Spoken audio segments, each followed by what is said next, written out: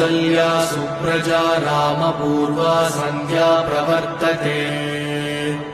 उत्तिष्ठ नरशार्दूल कर्तव्यम् दैवमात्मिकम् कौसल्या सुप्रजा रामपूर्वा सन्ध्या प्रवर्तते उत्तिष्ठ नरशार्दूल कर्तव्यम् दैवमात्मिकम्